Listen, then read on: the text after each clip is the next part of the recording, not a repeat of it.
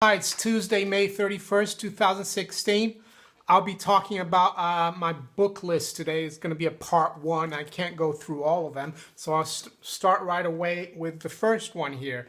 It's called The Raven of Zurich, the Memoirs of Felix Somary. And a very interesting book, and I'll read a little bit from the inside flap on the book.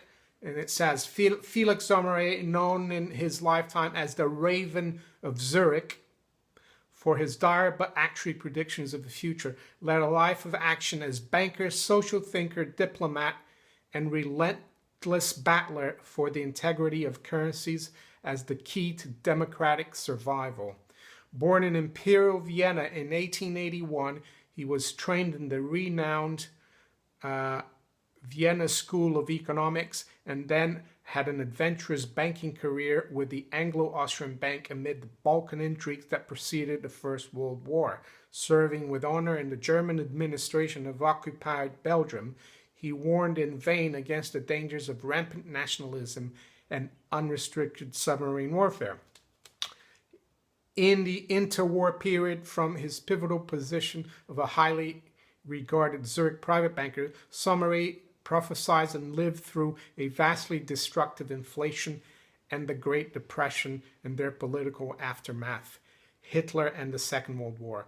Called to an exceptional diplomatic mission by the Swiss government, he spent the Second World War in Washington, again predicting accurately the breakup of the wartime coalition, the era of Cold War, and the dangers of world inflation. So here was someone who, I guess nowadays he would be a bit like people would call him a fearmonger, but all his predictions turned out to be pretty much true.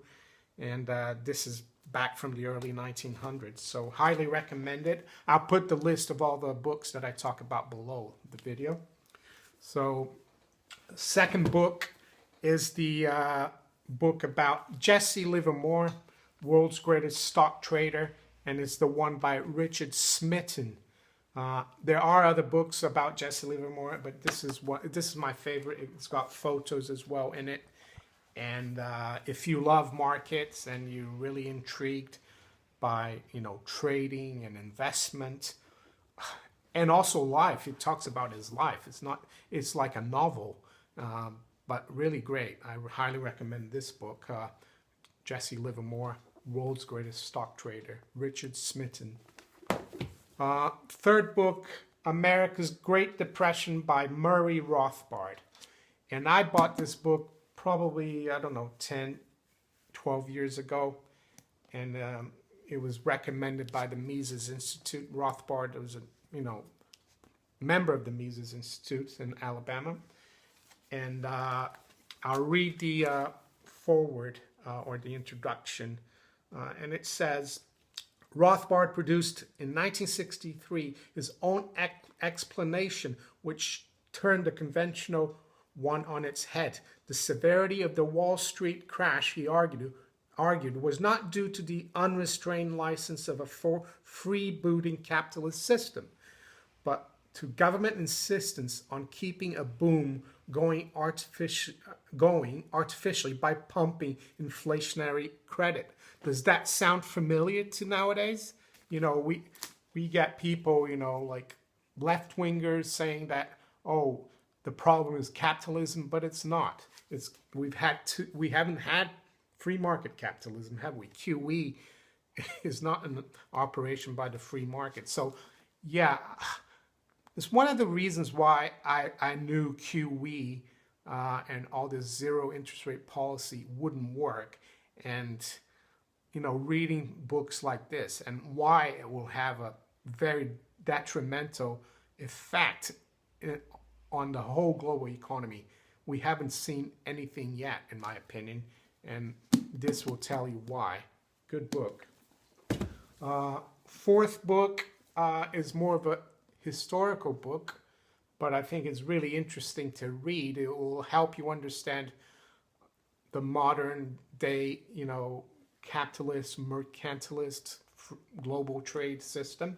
And it's called The Spirit of Venice by Paul Strathern, From Marco Polo to Casanova. And very interesting book, not only about economics, but about life in Venice. And I'll read a little bit about it here. The Spirit of Venice is a history of the first great economic and naval power of the modern Western world, from its struggle to ascendancy through the arc of its glory when its trading empire reached as far afield as China, Syria, and West Africa, to the beginning of its long and fascinating decline. Well, and it's only a little island, off the coast of Italy on the Adriatic, and it really ruled the world for, you could argue, a long time.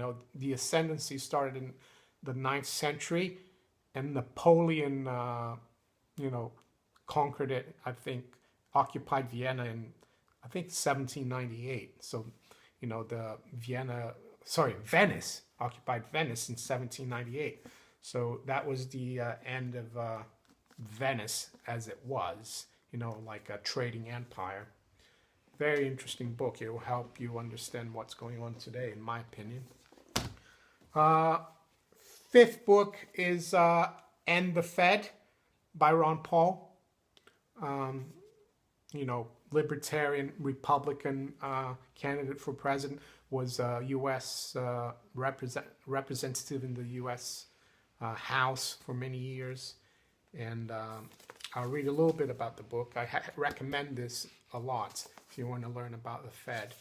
And he says, most Americans simply accept the Federal Reserve as an indispensable institution, the custodian of the nation's money stock, without which our country's economy could not function. But now is the right time to question the very existence of the Fed, the critical role it has had in bringing our nation to the brink of economic ruin. The truth is, it is pointless to have a serious economic debate without considering the Fed's role in it all. Very good book to understanding central banking and what's going on. I've got time for a few more, so let's have a look here. The Law by Frederic Bastiat.